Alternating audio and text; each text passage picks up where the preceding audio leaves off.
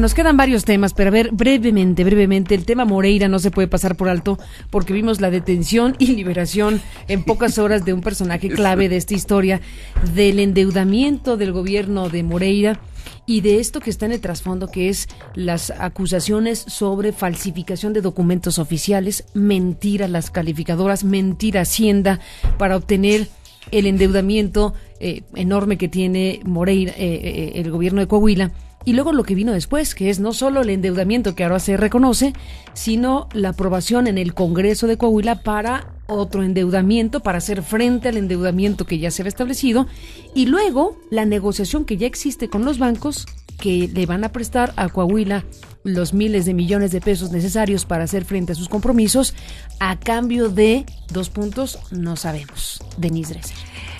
Mira, todos esos son datos que ya conocemos desde hace semanas, excepto lo de la aprehensión y posterior liberación de este funcionario del gobierno de Coahuila. Pero quizá lo más relevante aquí es que ahí sigue siendo el presidente del PRI. Sigue siendo la figura pública de uno de los partidos más importantes del país, el que representa al partido, el que es su voz oficial. Y incluso han cerrado filas detrás de él en diferentes momentos, los altas jerarcas del partido. Y habría que preguntarse, bueno, ¿qué mensaje está mandando el priismo al apoyar a Moreira después de estos escándalos que son cada vez más verificables? Ahí están los documentos, ahí están las falsificaciones, ahí están los sellos apócrifos, ahí está. ¡Qué audaces! Sí, y están las investigaciones de la Secretaría de Hacienda revelando que incluso hubo complicidad dentro de la propia Secretaría para permitir esto. Pero entonces, ¿por qué no el PRI obliga a Moreira a renunciar? Y el hecho de que no lo haga, creo que revela mucho sobre el PRI. Brevemente, Sergio, perdón. Sí, para resaltar el aspecto positivo. Este asunto es un ejemplo paradigmático de la importancia del periodismo de investigación. Porque es un tema que sale, es una investigación del periódico Reforma, que saca y sigue y está llevando el asunto a al terreno en el que se encuentra México actualmente en términos de legalidad y justicia. Ya sabemos que no hay sanción legal, pero a través de medios independientes sí puede haber sanción moral. Lorenzo. ¿Qué tipo de gobierno tenemos? Porque se puede falsificar papelería oficial para obtener primero 1,000 millones, luego otro préstamo de 1,000 millones. No estamos hablando de poca cosa. ¿Existe gobierno? Si uno puede falsificar eso, y son dos. El que engañó y el que fue engañado. Dos partes. Vamos a poner el énfasis en la otra parte. Desde la Secretaría de Hacienda, o sea, desde el gobierno federal, se tenía el enchufe requirió de las dos partes. ¿Quién era secretario de Hacienda en 2010 cuando esto ocurre? Cuando tiene lugar el Cordero, que es ahora el precandidato supuestamente favorecido por el gobierno federal. Entonces, si Moreira le pidió a sus subordinados que hicieran este fraude, en el gobierno federal hay alguien que aceptó hacer el fraude y también hay un responsable que debe de dar la cara. Los dos. Bueno, no están dando la cara a los dos, dice Denise. El PRI se está haciendo que le habla a la Virgen. Y del otro lado, ¿quién está hablando? Porque se están haciendo tarugos ambos. Y el conjunto es lo que nos dice que el gobierno está francamente... el concepto de gobierno a lo mejor ya no le conviene. Es otra cosa más débil. Bueno, entramos en la recta final. ¿Querías agregar algo? Entramos en la recta final y hay un elemento que traías a la mesa, Sergio, que me parece importante y que nos puede conectar con un último tema. El Latinobarómetro. ¿Cómo anda el pulso en la región y en México sobre el tema de la democracia? Porque al final la apreciación de la ciudadanía sobre el tema de la democracia tiene que ver con estos temas, con la funcionalidad de un gobierno o disfuncionalidad de un gobierno en los temas que hemos abordado esta mañana y otros tantos. Pero tienes ahí los datos que se dan a conocer recientemente. Si estamos en la lona, de 23 países que mide Latinobarómetro, somos el país que menos satisfecho está con la democracia. El que menos. El que menos.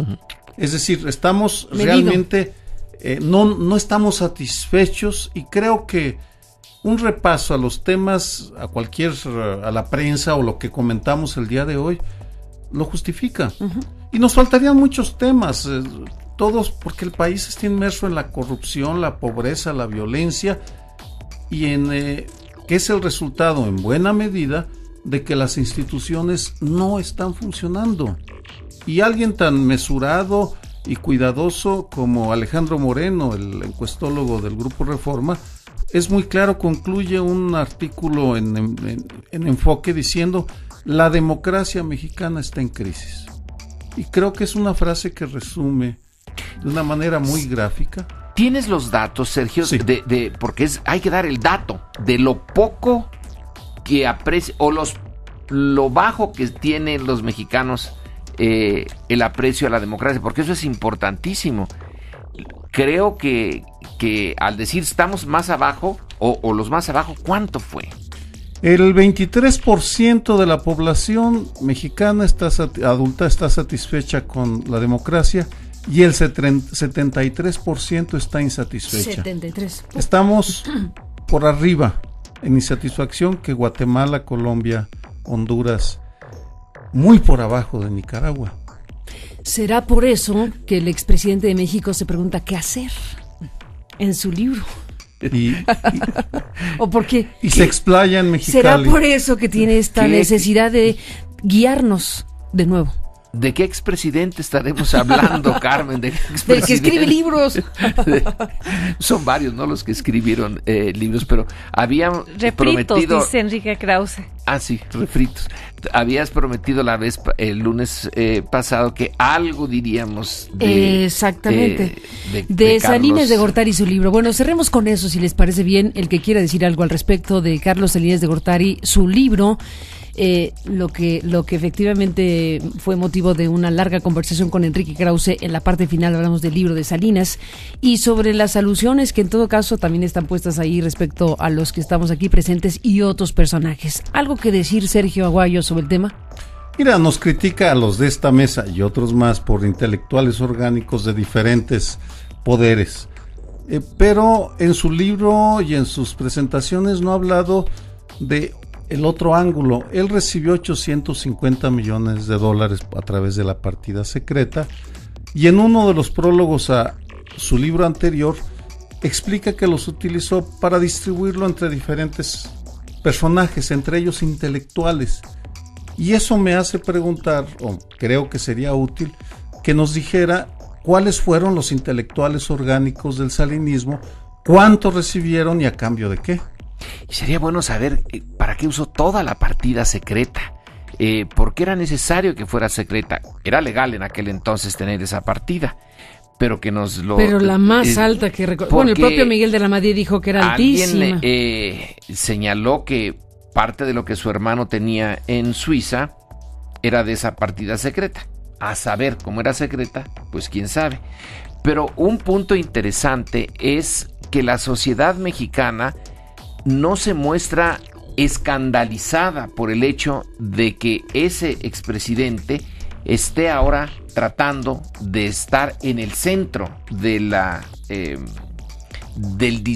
escena pública. De la escena pública, con un discurso político que pareciera totalmente ajeno a los orígenes de su presidencia, que fueron 1988, y que ese origen no se borra, no se puede borrar.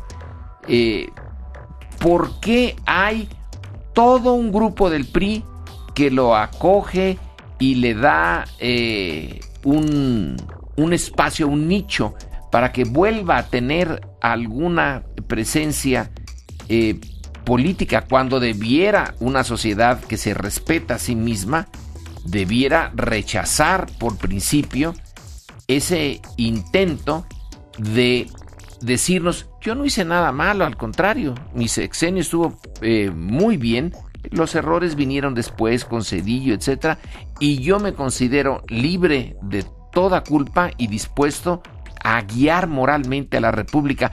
¿Quién está mal? ¿Salinas o la República o los dos? Yo creo que vivimos un proceso de falta de memoria colectiva y hay que recordar, creo que es el papel que deben jugar los medios frente a Carlos Salinas.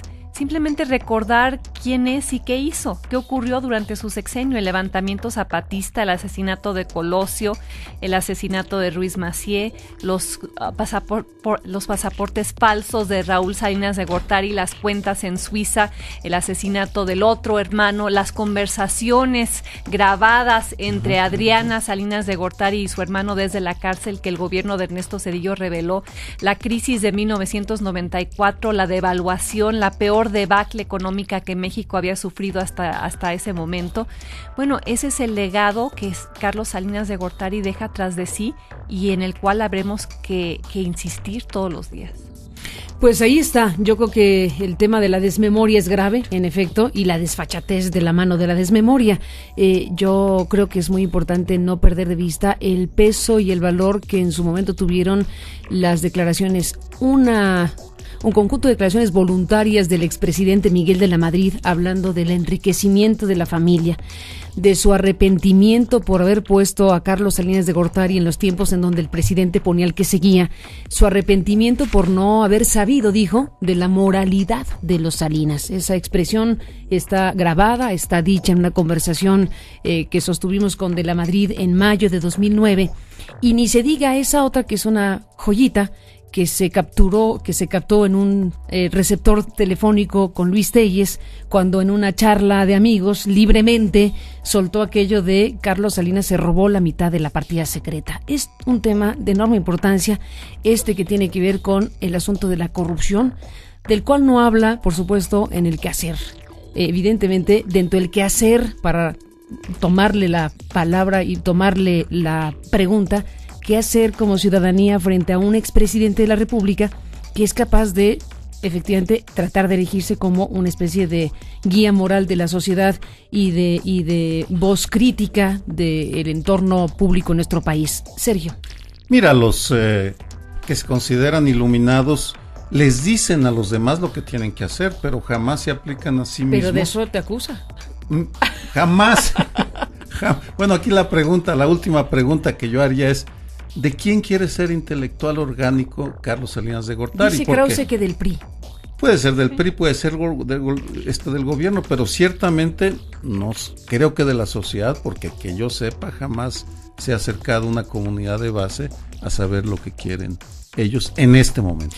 Bueno, pues ahí está. Yo creo que era importante escuchar a Sergio, a Denise y a Lorenzo. Están las otras expresiones que se han dado por parte de ustedes. Con Javier Solórzano estuviste, Sergio, con Proceso. Hay un texto muy interesante donde lo equiparas a Santana. Haces una evocación histórica. El síndrome de Santana, que después de fracasar intenta volver a México y se presenta. Quizá al final ya estaba, no estaba en sus 5 Santana, pero es una necesidad que hasta que muere.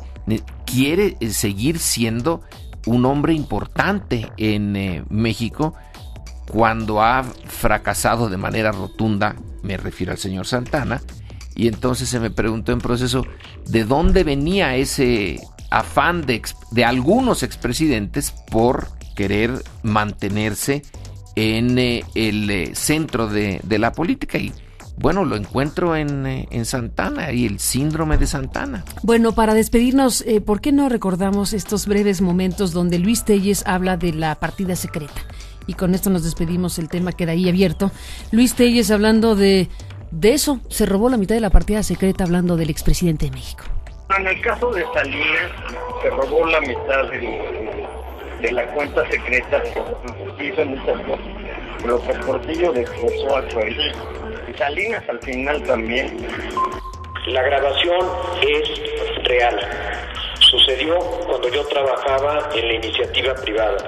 No hay ninguna razón por la que tenga que renunciar, por eso estoy aquí con ustedes, para decirles la verdad, reconocer que la grabación es real y reconocer que lo que comenté es indebida porque no tenía fundamento, mi comentario no tenía fundamento alguno y como comento, nunca tuve ni he tenido evidencia alguna sobre acciones ilícitas del expresidente Carlos Salinas de Gortari. ¿Y dónde llega finalmente a la Paula?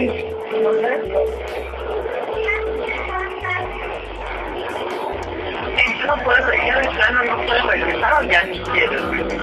La Paula no quiere regresar. ¿Sabes qué? Que les entra un rollo. Se hizo muy amiga de la esposa de José Ramón López Portillo y traen el rollo de que el país no les agradece lo que hicieron por él. ¡Ay, qué horror! Y entonces, y Ana Paula ya trae ese rollo también. Y bueno, en el caso de Salinas, se robó la mitad de la cuenta secreta, hizo muchas cosas. Pero Portillo destrozó al país. Y Salinas al final también. Bueno, esto fue lo que Luis Telles, en esta grabación que es real, como él mismo lo reconoció, aunque después hizo la aclaración del caso que no tenía elementos para demostrarlo, pero es una conversación de alguien que estuvo tan cerca precisamente del gobierno de Ernesto Zedillo y del propio Salinas, en todo caso, con el tránsito de un gobierno hacia el otro. Y qué decir para cerrar, bueno, pues Miguel de la Madrid, el expresidente de México, doliéndose precisamente de haber dejado a Salinas de Gortari en el gobierno por muchas razones, pero particularmente por el tema de la corrupción. Dicho con todas sus letras el expresidente de México diciendo que se había arrepentido por no haber conocido, como decíamos, la moralidad de los Salinas de Gortari. Para despedirnos, Lorenzo, Sergio, Denis, nos vamos a la pausa con estos audios de la conversación sostenida con el expresidente de la Madrid en su casa de Coyoacán el 13 de mayo del año 2009. ¿Qué del hermano es lo que más le disgusta? Porque veo que ese es el tema para usted. ¿Negocios ilícitos? ¿Cuáles en particular? ¿Cuál de todos? Bueno, conseguía contratos del gobierno, se comunicaba con los narcotraficantes. ¿Desde cuándo Raúl Salinas de Gortari tenía vínculos con el narcotráfico? Yo creo que sobre todo a partir del gobierno de su hermano. ¿Qué es entonces Carlos Salinas? Use 3 palabras. Es cómplice de delitos de los hermanos. Usted escucha Noticias MBS con Carmen Aristegui. Noticias MBS con Carmen Aristegui. Nos quedan varios temas, pero a ver, brevemente, el tema Moreira no se puede pasar por alto porque vimos la detención y liberación en pocas horas de un personaje clave de esta historia, del endeudamiento del gobierno de Moreira y de esto que está en el trasfondo, que es las acusaciones sobre falsificación de documentos oficiales, mentira las calificadoras, mentira Hacienda para obtener el endeudamiento enorme que tiene Moreira, el gobierno de Coahuila. Y luego lo que vino después, que es no solo el endeudamiento que ahora se reconoce, sino la aprobación en el Congreso de Coahuila para otro endeudamiento, para hacer frente al endeudamiento que ya se había establecido, y luego la negociación que ya existe con los bancos que le van a prestar a Coahuila los miles de millones de pesos necesarios para hacer frente a sus compromisos, a cambio de 2 puntos, no sabemos. Denise Dresser. Mira, todos esos son datos que ya conocemos desde hace semanas, excepto lo de la aprehensión y posterior liberación de este funcionario del gobierno de Coahuila. Pero quizá lo más relevante aquí es que ahí sigue siendo el presidente del PRI. Sigue siendo la figura pública de uno de los partidos más importantes del país, el que representa al partido, el que es su voz oficial. Y incluso han cerrado filas detrás de él en diferentes momentos, los altas jerarcas del partido. Y habría que preguntarse, bueno, ¿qué mensaje está mandando el priismo al apoyar a Moreira después de estos escándalos que son cada vez más verificables. Ahí están los documentos, ahí están las falsificaciones, ahí están los sellos apócrifos, ahí está. ¡Qué audaces! Sí, y están las investigaciones de la Secretaría de Hacienda revelando que incluso hubo complicidad dentro de la propia Secretaría para permitir esto. Pero entonces, ¿por qué no el PRI obliga a Moreira a renunciar? Y el hecho de que no lo haga, creo que revela mucho sobre el PRI. Brevemente, Sergio, perdón. Sí, para resaltar el aspecto positivo. Este asunto es un ejemplo paradigmático de la importancia del periodismo de investigación. Porque es un tema que sale, es una investigación del periódico Reforma, que saca y sigue y está llevando el asunto a un terreno, al terreno en el que se encuentra México actualmente en términos de legalidad y justicia. Ya sabemos que no hay sanción legal, pero a través de medios independientes sí puede haber sanción moral. Lorenzo. ¿Qué tipo de gobierno tenemos? Porque se puede falsificar papelería oficial para obtener primero 1,000 millones, luego otro préstamo de 1,000 millones. No estamos hablando de poca cosa. Existe gobierno. Si uno puede falsificar eso, y son dos. El que engañó y el que fue engañado. Dos partes. Vamos a poner el énfasis en la otra parte. Desde la Secretaría de Hacienda, o sea, desde el gobierno federal, se tenía el enchufe requirió de las dos partes. ¿Quién era secretario de Hacienda en 2010 cuando esto ocurre? Cuando tiene lugar el Cordero, que es ahora el precandidato supuestamente favorecido por el gobierno federal. Entonces, si Moreira le pidió a sus subordinados que hicieran este fraude, en el gobierno federal hay alguien que aceptó hacer el fraude y también hay un responsable que debe de dar la cara. Los dos. Bueno, no están dando la cara los dos, dice Denise. El PRI se está haciendo que le habla a la Virgen. Y del otro lado, ¿quién está hablando? Porque se están haciendo tarugos ambos. Y el conjunto es lo que nos dice que el gobierno está francamente... el concepto de gobierno a lo mejor ya no le conviene. Es otra cosa más débil. Bueno, entramos en la recta final. ¿Querías agregar algo? Entramos en la recta final y hay un elemento que traías a la mesa, Sergio, que me parece importante y que nos puede conectar con un último tema. El Latinobarómetro.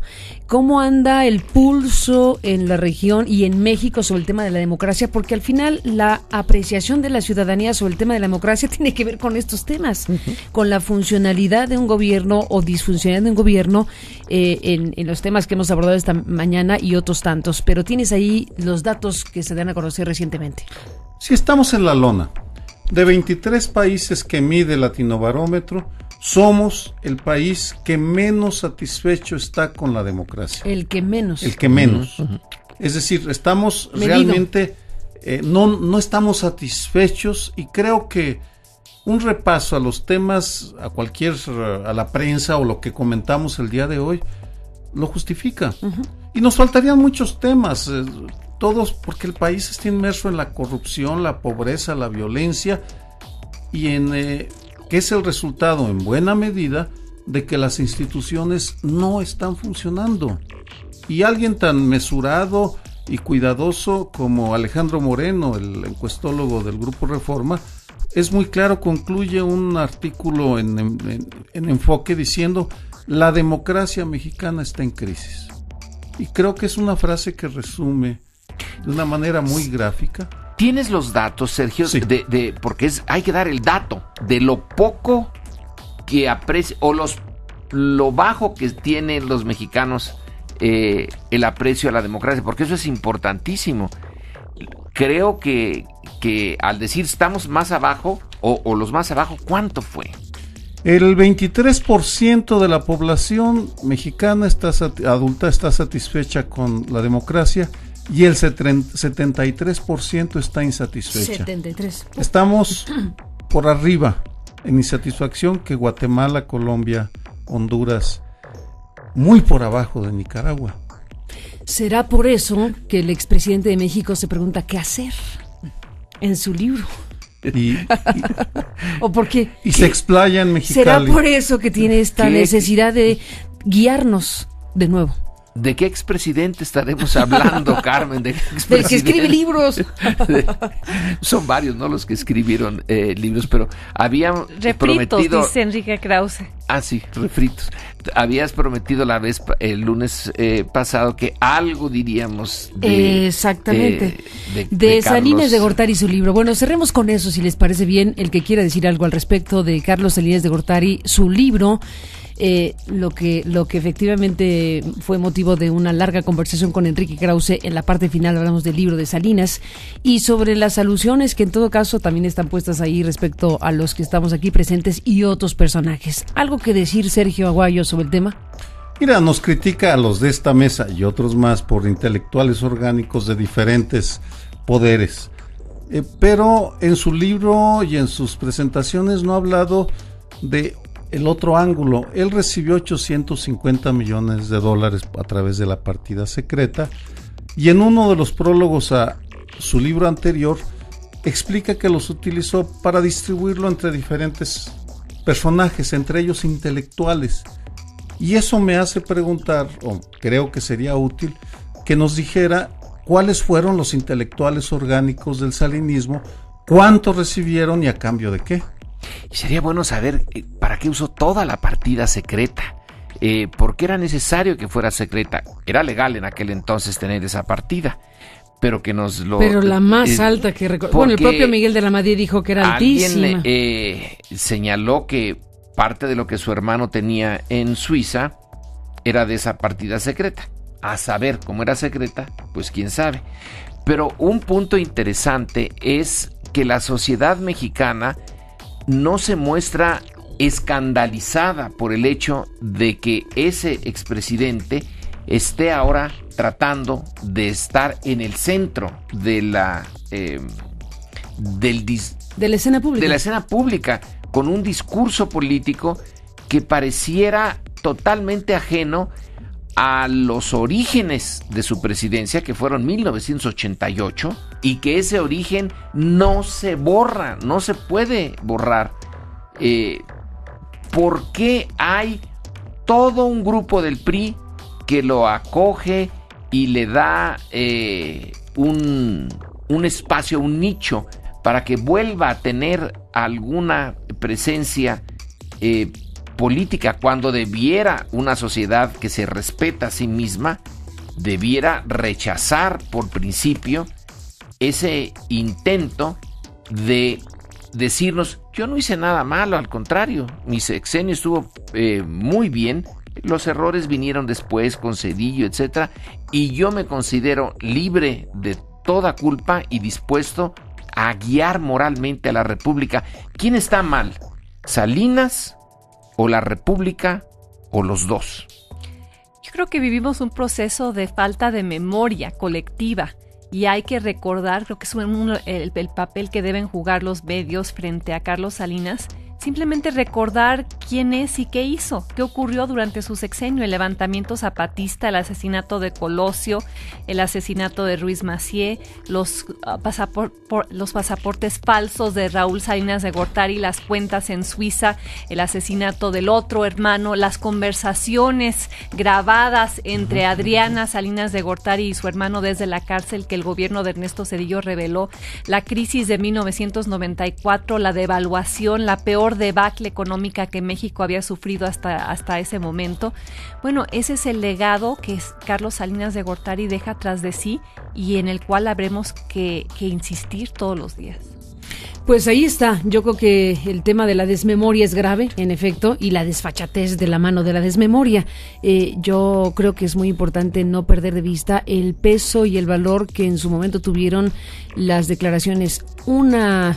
un conjunto de declaraciones voluntarias del expresidente Miguel de la Madrid hablando del enriquecimiento de la familia, de su arrepentimiento por haber puesto a Carlos Salinas de Gortari en los tiempos en donde el presidente ponía al que seguía, su arrepentimiento por no haber sabido, dijo, de la moralidad de los Salinas. Esa expresión está grabada, está dicha en una conversación que sostuvimos con de la Madrid en mayo de 2009, y ni se diga esa otra que es una joyita que se captó en un receptor telefónico con Luis Telles, cuando en una charla de amigos libremente soltó aquello de Carlos Salinas se robó la mitad de la partida secreta. Es un tema de enorme importancia, que tiene que ver con el asunto de la corrupción, del cual no habla, por supuesto, en el quehacer. Evidentemente, dentro del quehacer, para tomarle la palabra y tomarle la pregunta, ¿qué hacer como ciudadanía frente a un expresidente de la República que es capaz de, efectivamente, tratar de erigirse como una especie de guía moral de la sociedad y de voz crítica del entorno público en nuestro país? Sergio. Mira, los que se consideran iluminados les dicen a los demás lo que tienen que hacer, pero jamás se aplican a sí mismos. Pero de eso te acusa. Jamás. Bueno, aquí la última pregunta que yo haría es: ¿de quién quiere ser intelectual orgánico Carlos Salinas de Gortari? Dice Krause que del PRI. Puede ser del PRI, puede ser del gobierno, pero ciertamente no creo que de la sociedad, porque que yo sepa jamás se ha acercado una comunidad de base a saber lo que quieren ellos en este momento. Bueno, pues ahí está. Yo creo que era importante escuchar a Sergio, a Denise y a Lorenzo. Están las otras expresiones que se han dado por parte de ustedes. Con Javier Solórzano estuviste, Sergio. Con Proceso hay un texto muy interesante donde lo equiparas a Santana. Haces una evocación histórica. El síndrome de Santana, que después de fracasar intenta volver a México y pero se presenta. Quizá al final ya estaba, no estaba en sus 5 Santana, pero es una necesidad que hasta que muere. Quiere seguir siendo un hombre importante en México. Cuando ha fracasado de manera rotunda, me refiero al señor Santana, y entonces se me preguntó en Proceso de dónde venía ese afán de algunos expresidentes por querer mantenerse en el centro de la política, y bueno, lo encuentro en Santana y el síndrome de Santana. Bueno, para despedirnos, ¿por qué no recordamos estos breves momentos donde Luis Telles habla de la partida secreta? Y con esto nos despedimos, el tema queda ahí abierto. Luis Telles hablando de eso, se robó la mitad de la partida secreta, hablando del expresidente de México. En el caso de Salinas, se robó la mitad de la cuenta secreta, hizo muchas cosas, pero Portillo desglosó al país. Y Salinas al final también. La grabación es real. Sucedió cuando yo trabajaba en la iniciativa privada.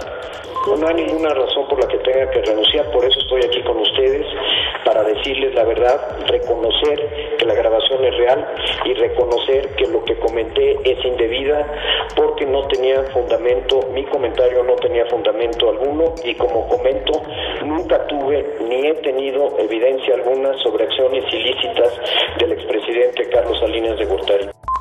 ¿Y dónde llega finalmente a la Paula?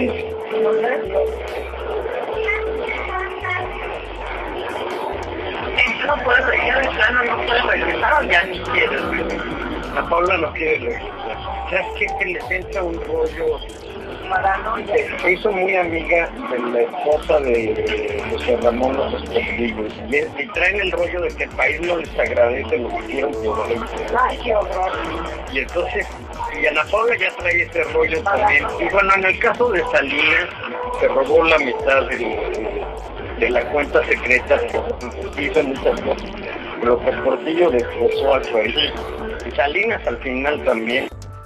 Bueno, esto fue lo que Luis Telles, en esta grabación, que es real, como él mismo lo reconoció, aunque después hizo la aclaración del caso que no tenía elementos para demostrarlo, pero es una conversación de alguien que estuvo tan cerca precisamente del gobierno de Ernesto Zedillo y del propio Salinas, en todo caso, con el tránsito de un gobierno hacia el otro. Y qué decir para cerrar, bueno, pues Miguel de la Madrid, el expresidente de México, doliéndose precisamente de haber dejado a Salinas de Gortari en el gobierno por muchas razones, pero particularmente por el tema de la corrupción. Dicho con todas sus letras, el expresidente de México diciendo que se había arrepentido por no haber conocido, como decíamos, la moralidad de los Salinas de Gortari. Para despedirnos, Lorenzo, Sergio, Denise, nos vamos a la pausa con estos audios de la conversación sostenida con el expresidente de la Madrid en su casa de Coyoacán el 13 de mayo del año 2009. ¿Qué del hermano es lo que más le disgusta? Porque veo que ese es el tema para usted. Negocios ilícitos. ¿Cuáles en particular? ¿Cuál de todos? Bueno, conseguía contratos del gobierno, se comunicaba con los narcotraficantes. ¿Desde cuándo Raúl Salinas de Gortari tenía vínculos con el narcotráfico? Yo creo que sobre todo a partir del gobierno de su hermano. ¿Qué es entonces Carlos Salinas? Use 3 palabras. Es cómplice de delitos de los hermanos. Usted escucha Noticias MBS con Carmen Aristegui. Noticias MBS con Carmen Aristegui. Bueno, regresamos. Sergio Aguayo, Denise Dresser, Lorenzo Meyer. Nos quedamos con lo de Rápido y Furioso. Bueno, Denise, dices en el corte que el personaje de Arelisa no es muy de fiar. Al final de cuentas, el presidente de la Comisión de Supervisión de la Cámara de Representantes, y es quien ha tomado la bandera de Rápido y Furioso para llevar al procurador y a cuanto hay a hacer comparecencias en el Congreso sobre un tema que, independientemente de Arelisa y lo que sea, es un tema para México y para Estados Unidos. Claro, pero la labor de Arelisa, la labor política que él tiene, es la de meterle el pie al gobierno de Barack Obama en todo momento. Cosa que siendo republicano, pues debería saberse desde el principio. En cada ocasión e incluso fabricar temas si es que no existen. Y Rápido y Furioso le ha dado pues mucha materia prima por las declaraciones encontradas de ambas partes, la evidencia que ha ido saliendo, el hecho de que ambos gobiernos han negado en algún momento tener conocimiento de esto, y la evidencia ha revelado pues que funcionarios de nivel cada vez más alto sabían de esto. Ahora, yo creo que el blanco específico, clarísimo de Arelisa en este caso es el procurador estadounidense Eric Holder, a quien quiere que le quiten el puesto con base en esto. Y Eric Holder, su posición ha sido negar que él estaba enterado, que todo esto era llevado por funcionarios de nivel más bajo. Pero conforme han salido documentos, entrevistas y demás, pues todo parece apuntar que Holder sabía más de lo que quiere reconocer hasta el momento. Necesitamos una pausa, Sergio, Lorenzo, después de la misma regresamos con ustedes. Bueno, por lo pronto dice que hay 200 muertos en el camino de Rápido y Furioso, después de la pausa. MBS. Bueno, entramos en la parte final. Sergio, Lorenzo, nos quedó su comentario pendiente de este tema del que ya habló Denise. Rápido y Furioso, 200 mexicanos asesinados con las armas de Rápido y Furioso, dice Arelisa, el presidente del Comité de Supervisión de la Cámara de Representantes. No tenemos más elemento que su propia declaración y cierta distancia a la misma, pero ahí está el tema que no se puede pasar por alto, Sergio. Sí, 2 antecedentes. 1, el gobierno de México no defiende bien a las víctimas, eso ya lo sabemos, ni aquí ni en Estados Unidos. 2, el corresponsal del Wall Street Journal, José de Córdoba, en México, escribía hace algunas semanas que la única manera de que Estados Unidos entienda o atienda una demanda legítima es cuando se mete una demanda, porque es una sociedad judicializada, que le encanta el litigio. En ese sentido, conversaba con la Washington Office on Latin America, un organismo de derechos humanos, y explorábamos la posibilidad de presentar una demanda contra el gobierno de Estados Unidos, organismos civiles. Eso requiere que haya una víctima o familiares de una víctima que estuvieran dispuestas a presentar una demanda contra el gobierno de Estados Unidos. Por tanto, es muy difícil decir, y estamos buscando a ese personaje. Aprovecho que se habla de que se dice un representante de Estados Unidos que hay 200 mexicanos muertos por Rápido y Furiosos. Con un solo caso tendríamos para poder empezar a trabajar en la presentación de una demanda de ese tipo. Si en el auditorio alguien conoce un caso de este tipo, pues sería muy útil para que nos defendamos a nosotros mismos. Lorenzo, ¿qué dices? El caso es el que ya conocemos, es el del señor Zapata, el agente norteamericano que mataron con una de esas armas. Habría que preguntarle si quiere entrarle. Lo que yo quería decir, quiero decir, Carmen, es que cuando las autoridades de los dos países al más alto nivel dicen yo no sabía de esta estrategia, que en principio no estaba mal ir a averiguar cómo se hace el canal que lleva las armas desde las armerías de Arizona hasta las manos de un sicario en México. Pero el hecho de que las autoridades mexicanas no lo supieran, que es una posible defensa, es decir, yo no lo sabía, así que a mí no me pregunten. Pero también puede uno decir, está peor, decir no lo sabía, porque una operación de esta envergadura en nuestro país que va a afectar a alguien aquí, incluso si les hubiera salido bien, y la autoridad que es, en principio, un país soberano, que tiene su propia autoridad, no sabe que un país, la autoridad de un país supuestamente amigo ha hecho esta operación, entonces, ¿dónde está la soberanía? ¿Dónde está la capacidad de mando de las autoridades mexicanas? Si no se los informaron, malo. Más bien, si se los informaron y ellos ya no supieron qué hacer, malo. Pero si no se los informaron, peor todavía, porque entonces es un indicador de la verdadera naturaleza de la relación entre las dos autoridades. Uno hace y el otro se queda en babia, porque no es capaz de estar en igualdad de circunstancias con su contraparte, como dicen que es el caso. Igualdad de circunstancias. Bueno, no me puedo ir a la pausa que necesito hacer en Lorenzo sin preguntar también tu opinión sobre esto que acabamos de comentar sobre Palestina, que acaba de ingresar a la UNESCO como miembro pleno de derechos, con el voto en contra de Estados Unidos, de Israel y de México.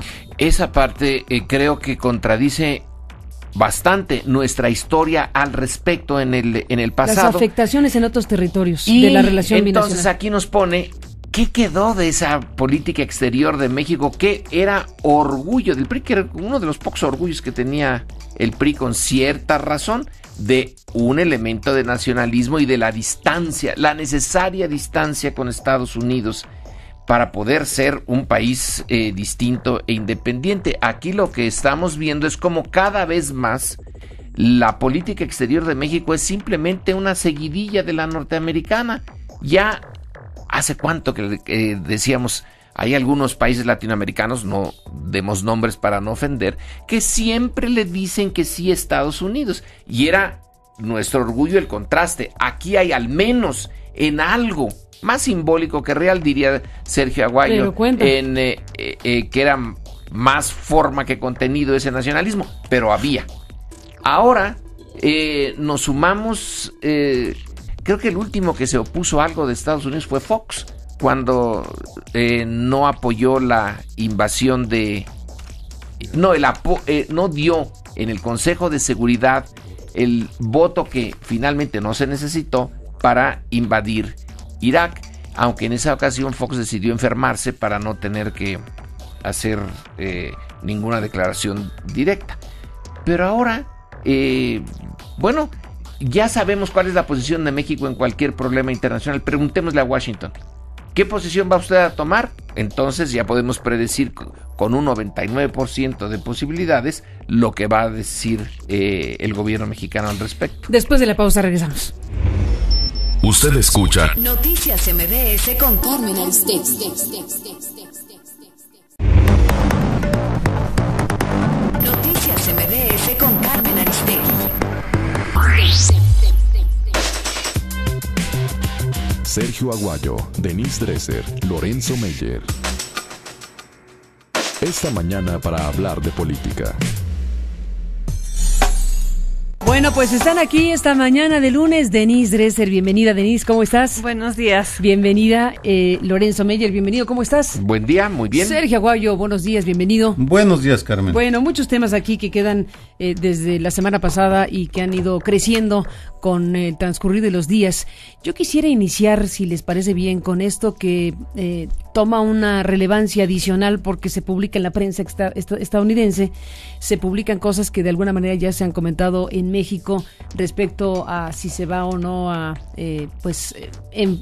incrementar el esfuerzo gubernamental para capturar a Joaquín El Chapo Guzmán. Quiero traer el tema a la mesa porque hemos visto publicaciones como The Washington Post, como The New York Times, ahora la revista Proceso, en su momento Reporte Índigo.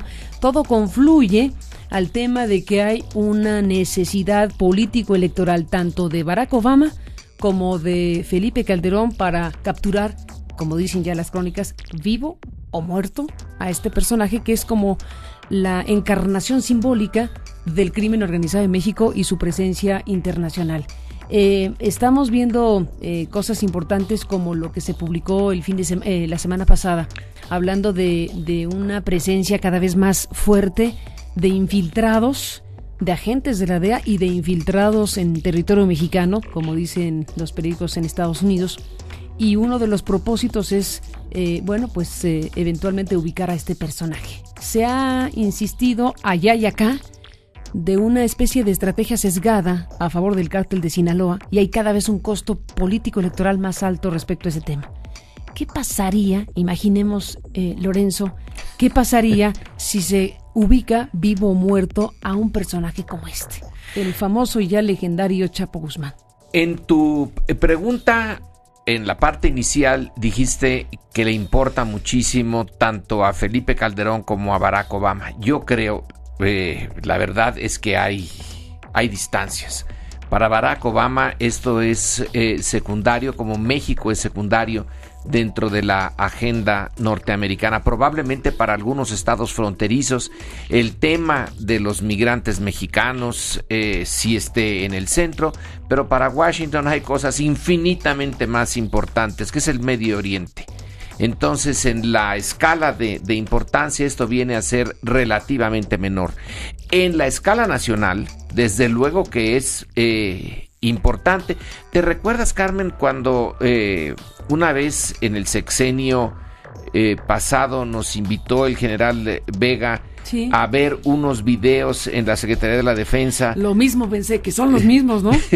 Que en donde ya casi agarraron al Chapo, pero se les había ido por algunas horas en una casa en la sierra, supongo que en la sierra de Durango. ¿No?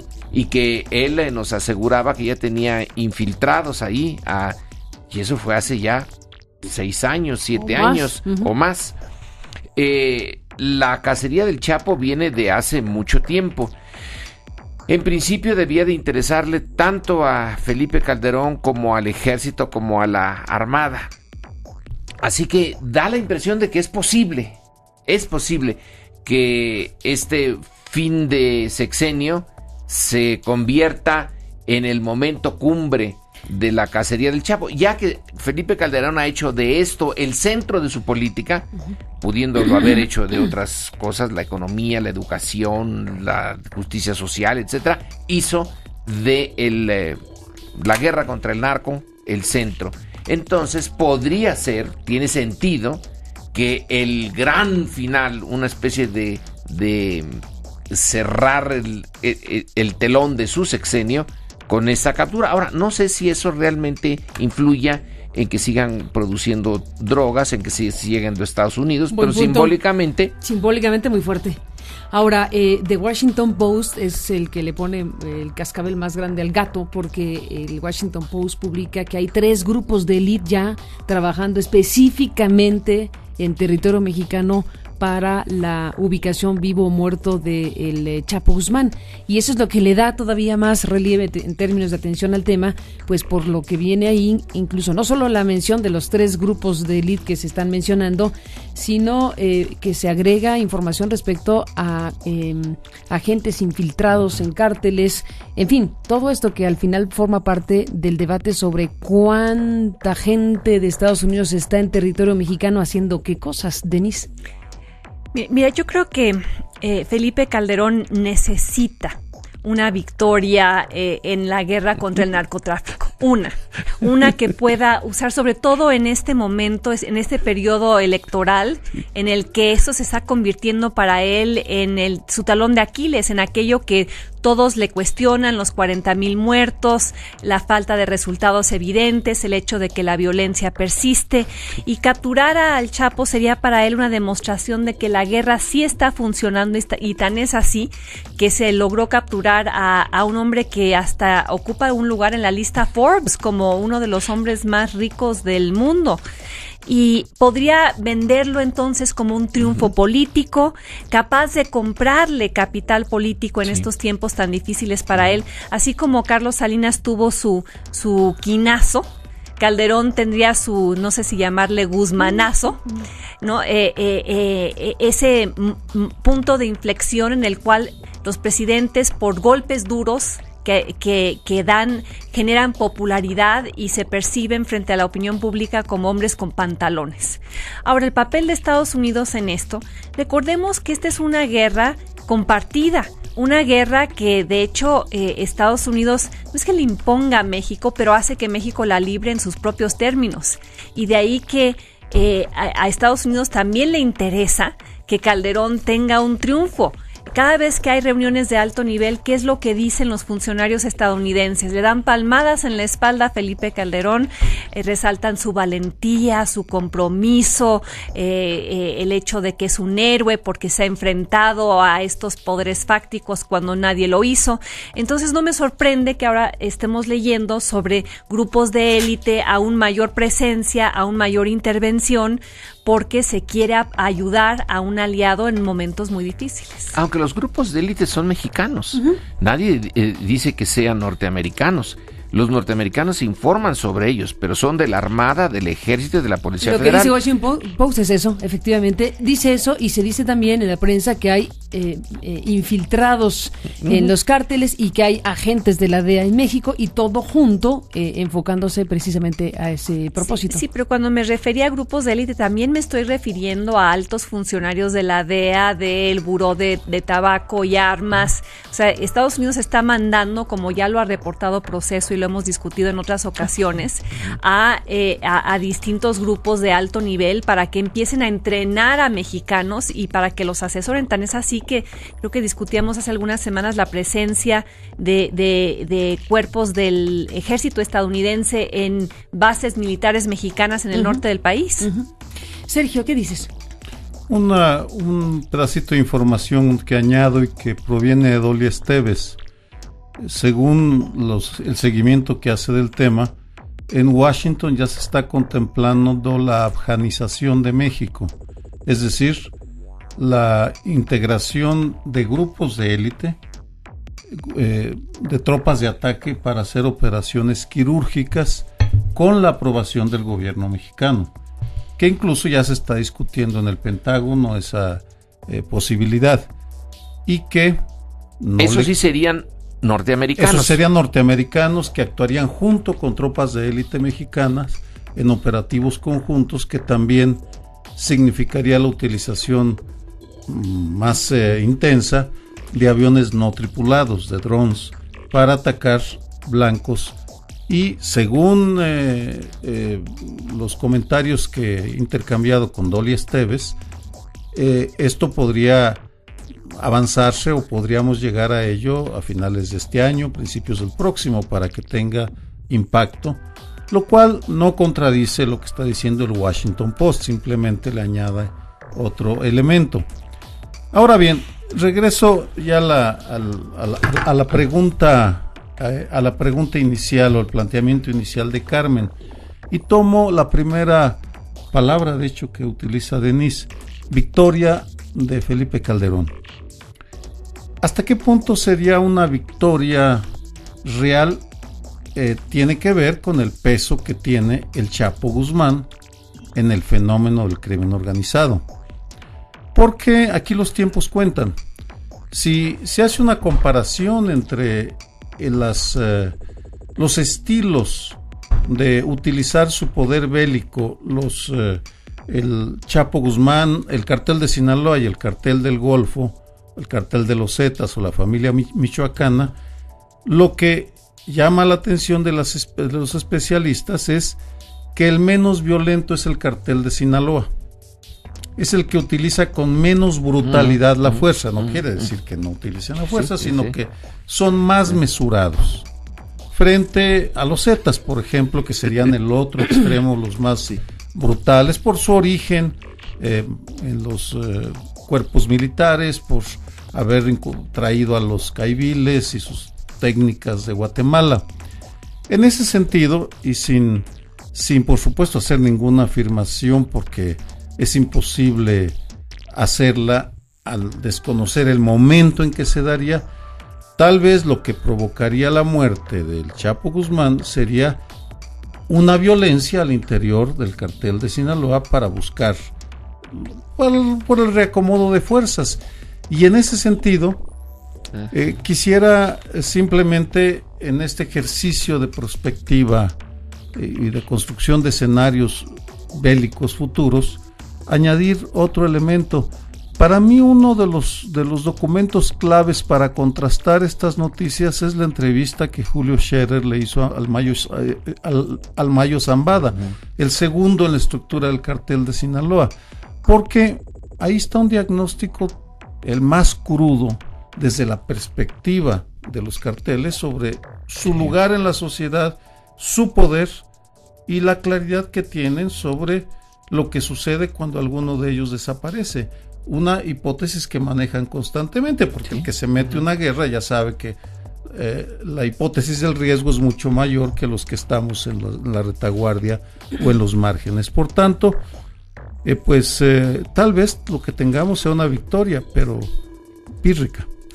Bueno, más que entrevista, la de Julio Scherer fue un encuentro y quedó la entrevista pendiente, tal y como él la narró. Está en su último libro, el cuestionario que les formularía en caso de que le den esa entrevista tanto el Chapo Guzmán como el Mayo Zambada.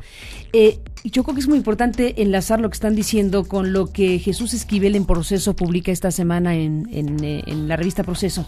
Jesús Esquivel retoma el hilo del juicio que se le lleva a cabo en Estados Unidos al hijo del Mayo Zambada, al Vicentillo Zambada. Es muy importante porque este tema, del que ya sabemos ahora más a partir del reportaje de Esquivel desde Estados Unidos, desde Chicago, lo había ya puesto a la mesa Reporte Índigo con Anabel Hernández, que mostró pues parte de la defensa del Vicentillo. Y estamos frente aquí a un asunto ya cada vez más conocido, cada vez más ampliamente identificable, del tipo de relación, si es que tiene razón el Vicentillo Zambada en su defensa, del tipo de relación entre el cártel de Sinaloa y el gobierno de los Estados Unidos o agentes de la DEA.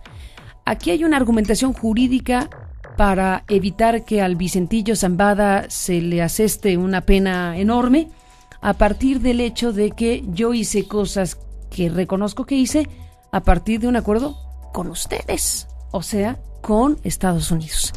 Y ahora estamos con un tema sumamente importante porque obligados por un juez, por cierto de ascendencia mexicana, obligados por un juez, los fiscales estarán obligados a entregar documentos clasificados durante los próximos meses para saber exactamente cómo es que se da o se ha dado este tema de la protección o no al cártel de Sinaloa, no solo desde acá, sino desde allá.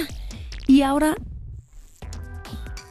oxigenado, descubierto en instancias judiciales. Entonces, bueno, el tema es realmente interesante porque estaríamos viendo por el filo de lo judicial, con documentos que estarán obligados a entregar las instancias de la DEA, los involucrados en este señalamiento del hijo del Mayo Zambada, de que ustedes acordaron con nosotros y lo que nosotros les hemos dado a ustedes es información para combatir a otros cárteles en territorio mexicano. Una verdadera bomba de tiempo, Lorenzo. Pero recordemos, Carmen, que dentro del esquema norteamericano esto es legal. No están haciendo nada novedoso. Eso lo hacen con ellos mismos. Es desde hace años muy común que una vez que capturan, por ejemplo, a alguien que vende droga es más todavía más bajo, alguien que consumió droga y lo capturan, disminuye su pena si él denuncia a otros que también la consumieron. No, pues sí, en una que cosa, es legal, es legal. Y ahí han ido miles chiquitos. Entonces esto lo único que tiene de diferencia es que no son chiquitos y no es uno grandote. Por eso. Pero el esquema ese ya lo han usado los norteamericanos. No hay nada ilegal en esto desde la perspectiva norteamericana. Es una fórmula que descubrieron hace mucho tiempo y que según ellos les da muy buen resultado. Es bueno, en ciencia política es el dilema del prisionero, donde que es una teoría. Tú tienes a dos grandes socios, los pones prisioneros en distintas celdas y los interrogas diferente, y entonces haces que uno suponga que el otro ya dijo algo y tiene incentivo para decir todavía más y hundir al otro, y entonces termina por ser un tipo de juego de información que les da muy buen resultado, si lo saben manejar, a quienes lo iniciaron, en este caso a los norteamericanos. ¿Qué decir de esto, Denise? ¿Qué puede surgir de un proceso judicial que, bueno, está en curso, que tendrán que ir entregando información las autoridades señaladas por la defensa del Vicentillo? Eso ya empieza a calentarse de manera muy fuerte. Yo creo que vamos a averiguar cosas muy interesantes, tanto de la actuación del gobierno mexicano como del gobierno estadounidense. Y tienes razón, Lorenzo, esta práctica de voltear a presuntos culpables para que se vuelvan, como lo llaman en Estados Unidos, state's witnesses, se vuelven testigos protegidos del Estado que buscan incriminar a sus cómplices en aras de conseguir términos más favorables para sí mismos. Y este es precisamente el caso del Vicentillo Zambada. Creo que habrá que mirar con mucha atención el juicio porque, como lo dije al inicio, se va a abrir ahí una cloaca en términos de colaboración, de funcionarios involucrados probablemente. Si pensábamos que Rápido y Furioso era un escándalo, creo que ahora vamos a ver las aristas de un involucramiento aún más intenso en términos de operativos llevados a cabo en suelo mexicano por funcionarios estadounidenses. Hay una declaración que cita a Jesús Esquivel desde Chicago, en donde, bueno, es una declaración del abogado del Mayo Zambada, del hijo del Mayo Zambada, el abogado Edward Panzer, que le dice al juez federal, al juez Rubén Castillo, textual, el gobierno estadounidense está protegiendo al cártel de Sinaloa y a sus líderes bajo el acuerdo que tienen firmado con el informante de la DEA, Humberto Loya Castro. Que es un nombre que ya habíamos escuchado en voz de Anabel Hernández en sus reportes para Índigo, es el personaje clave porque es el vínculo entre el cártel de Sinaloa y los agentes de la DEA. Entonces aquí el juez Rubén Castillo está recibiendo ya esas informaciones y lo que pide la defensa del hijo del Mayo Zambada es que se liberen, se desclasifiquen, dice, miles de llamadas, correos, centenares o miles, dice, de llamadas, de correos, etcétera, para que usted sepa, juez, que hubo esa relación o que ha habido esa relación con este personaje de apellido Loya Castro. Así que, bueno, pues el tema crece, Sergio, sin la menor duda. Sí. Hago una comparación sobre el submundo del crimen organizado, porque me parece que vale la pena enmarcarlo. Si uno compara la literatura sobre el crimen organizado en México y Colombia, es notable la diferencia porque durante décadas en México solo investigábamos en el mundo académico el impacto del narcotráfico en las relaciones México-Estados Unidos. De hecho, había muy pocas investigaciones que sí se hacían en Colombia, sobre los entresijos, los pliegues, la filosofía, la cultura, el lenguaje que rodea este mundo, que es un mundo cerrado. Y sostengo como hipótesis, no mía, sino de Bruce Bagley, que es uno de los grandes especialistas en Colombia, que ese conocimiento acumulado, esa teorización, esa construcción de conocimiento, facilitó que el Estado colombiano pudiera diseñar estrategias para combatir al crimen organizado con un éxito razonable, porque tampoco lo han erradicado, simplemente lo han hecho manejable. En ese sentido, lo que ha pasado en los últimos años, diría en este sexenio, ha sido una explosión de las investigaciones sobre el crimen organizado mexicano. Es realmente notable lo mucho que hemos avanzado en la comprensión de la fenomenología de la violencia, la cultura de la muerte, las canciones, los panteones, en fin, todo lo que rodea a esa parte de México que está esperando una respuesta integral que no recibe de parte de este gobierno.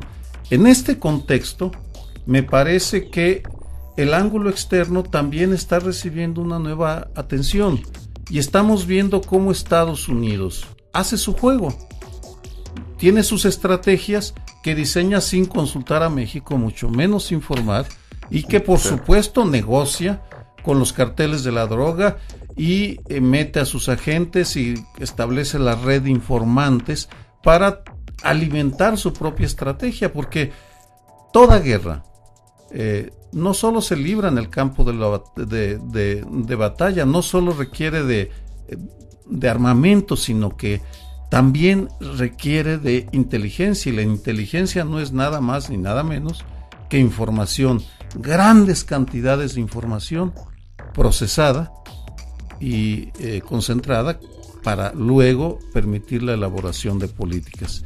Desde esta perspectiva, creo que todavía nos falta algunos años, pero el conocimiento de cómo Estados Unidos se las juega es consistente con su unilateralidad, sí, por supuesto, sí, pero cada ángulo de la unilateralidad tiene su especificidad, y la DEA no es lo mismo que el FBI o que la CIA, tiene su propia cultura. Por tanto, qué bueno y por supuesto sigo los reportajes de Proceso, que es una de las lecturas obligatorias sobre este tema. Se está convirtiendo en la bitácora del crimen organizado.